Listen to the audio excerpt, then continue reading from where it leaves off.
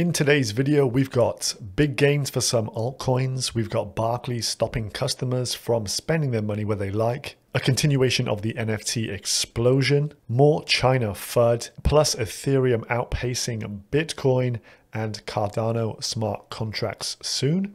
Let's have a look in today's video. Make sure you subscribe if you're new here and you get value from today's content. Also check out my Patreon, link down below for more. So checking back in with the crypto fear and greed index here, we're still on extreme fear, a rating of 20 right now, which is actually quite a good thing. I think the longer we can spend in extreme fear, it's for the better, and it sees us come out the other side with a bang. And as of today, we've seen some big double-digit gains for many altcoins.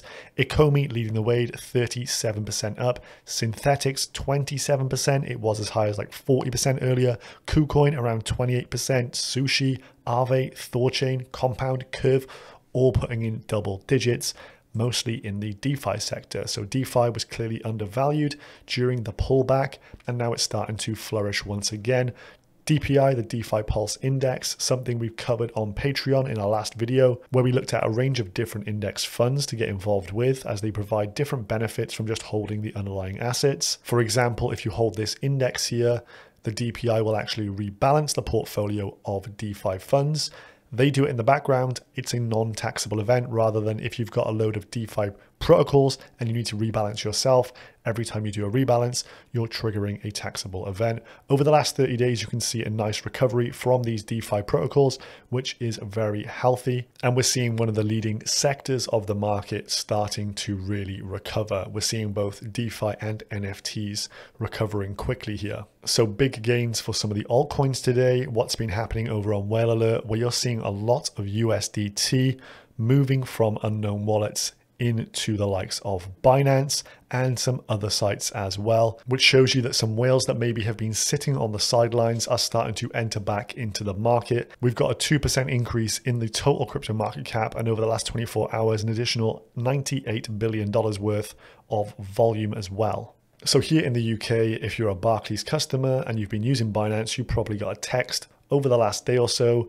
Barclays have inaccurately understood the FCA ruling here over Binance markets. So you've been told by Barclays pretty much you can't spend your funds on Binance. So this from Leah Halpern. The Barclays Binance news is a real wake-up call and a sad reality check that you're not sovereign over your own finances. Remember, these banks just hold our own money, but they tell us where we can and we can't spend it. You're not free to choose how you would like to spend your money, so you need to opt out of a system that no longer serves you. Someone on Twitter here responding to Barclays, can you please explain to me why I've been told I cannot use my hard-earned cash to spend as I please? You allow me to spend it on gambling and betting sites, but not on cryptocurrency. Surely this is my money, therefore my choice. This was a text that many of us got, stating they're stopping payments made by debit or credit card to Binance. And they suggest it's their responsibility to help you protect your money. In response to this, Binance have issued this thread here. Disappointing to learn that some partners are taking unilateral action to stop servicing Binance users based on what appears to be an inaccurate understanding of the events. In one such instance, a partner referred to its users to an FCA notice that was addressed to Binance Markets Limited. The company stated that it was taking action to keep people's money safe. So the actual FCA statement that was issued went into detail, showing that Binance Markets Limited was unable to trade in the UK. Binance Markets Limited has not launched in the UK. It's a subsidiary company of Binance Group. I went over it in this video here. Binance banned in the UK ? Go and check that out for more details to get the actual facts, because most of the mainstream media surrounding this got it wrong. And this presumably is what Barclays are basing it off, and they're trying to stop people from spending at Binance through the Binance Group and the Binance website. But the ban was for Binance Markets Limited. We're also seeing NFTs shoot through the roof again. NFT sales climbed to 2.47 billion in the first half of 2021. This is rather insane growth when you look back to the start of last year. Sales in the first half of 2020 totaled $13.7 million, and now we're looking at $1.23 billion. So an order of magnitude bigger. This is rather insane to see, and it shows you how quickly this market can develop, and as the industries that are shaping the future can literally just explode in a matter of months. So I don't think this is the end of NFTs. These are really just getting warm now. There's been major investment in various NFT companies from big funds. And if you look at the actual market for NFTs right now, the biggest in the marketplace is Theta, 6 billion market cap, then Chiliz around 1 billion, Engine and Ecomi around 1 billion, Decentraland $800 million. And the NFT dominance versus the whole of the crypto market cap is just 1%. So I expect this to rise quite substantially over time. It's going to account for more than 1% of crypto. So definitely a boat you want to have a foot in. I will be bringing out a video later in the week on my newest NFT acquisition. It is currently up on my Patreon page if you want to go and check that out, link down below. In more news here from institutions that were surveyed, they say they expect to increase their crypto exposure by 2023. 4 of 10 respondents said they plan to increase their crypto holdings dramatically. But within this survey, they found that 82% of institutional investors expect to increase their exposure to crypto and digital assets. Fewer than 1 in 10 said they would reduce their exposure.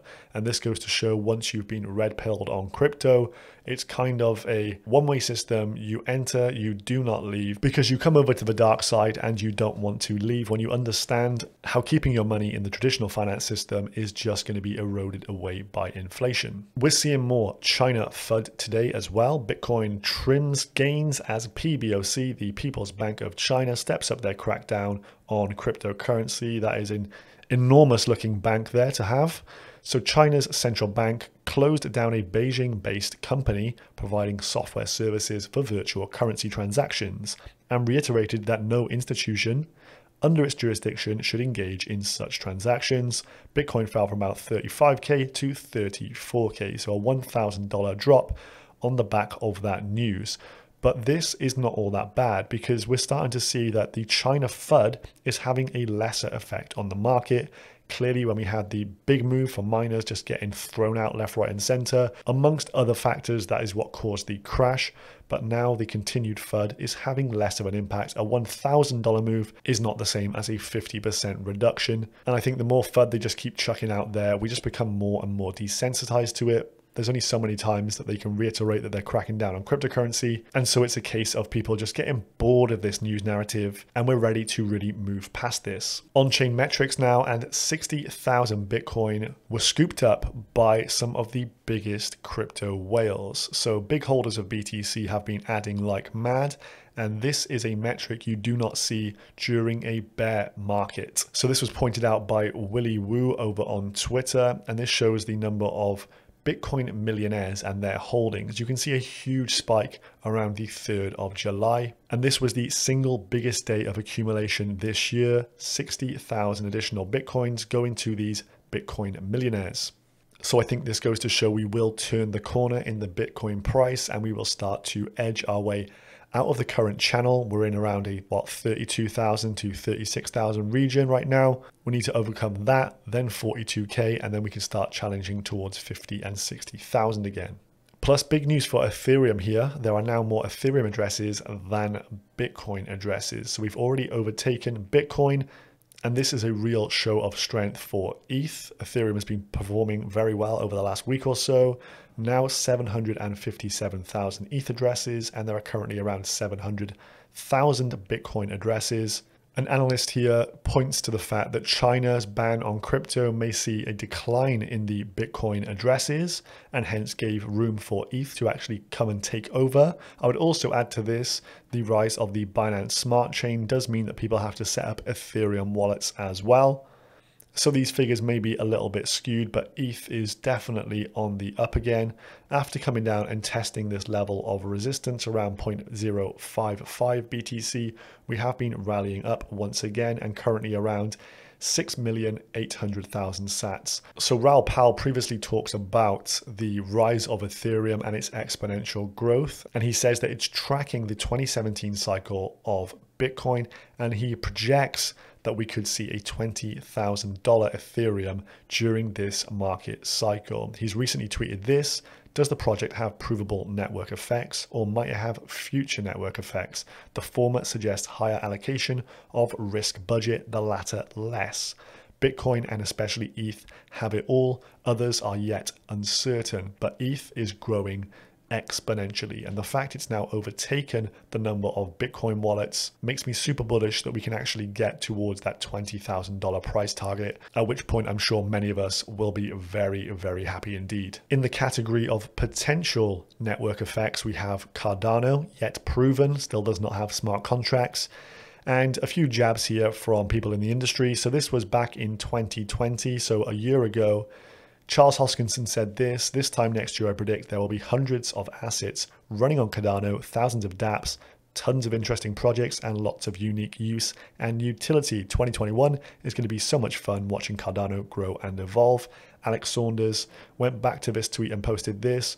1 year later, still no smart contracts, no ERC20 converter, no hundreds of tokens, no thousands of dApps, nothing against IOHK Charles, but I advise Cardano projects and own some ADA and support it all. But people need to realize the network effects put Ethereum 100x ahead of its competitors. So I think in terms of allocating to various smart contract platforms, clearly Ethereum should have the bulk of your investment as it is proven and already has those network effects. I do understand why people do allocate towards Cardano, but you can see that the progress has been super slow. We're just waiting for those smart contracts to be live. On the Lex Fridman podcast that he was on, he actually said that smart contracts will arrive within 90 days, and this was at the start of June. So this gives Cardano a timeline of up to say September at the latest for those smart contracts to go live. The ADA community is massive. They have like 80% of their tokens staking. So hopefully we do see a really big move again from Cardano once the smart contracts are live. It will be great for the crypto ecosystem for this to be another flourishing platform. But for me personally, I do not hold much Cardano at all because I do feel like it's a bit overpriced for the lack of use case that it currently has. And I feel like possibly the smart contracts going live could be a sell the news event, but we will wait and see what happens with this. But it's definitely going to be an exciting back end of this year. Cardano smart contracts, you got Polkadot that's going to go live. Ethereum will have the London hard fork soon and then merge over to proof of stake as well. So some really big things on the horizon for the crypto industry. So that was our wrap up for today's news and events. I hope you enjoyed this one. If you did, make sure you subscribe to the channel. Drop a comment down below if you found anything of particular interest or you want to discuss anything. Check out my Patreon as well. And I will see you in the next one. Goodbye.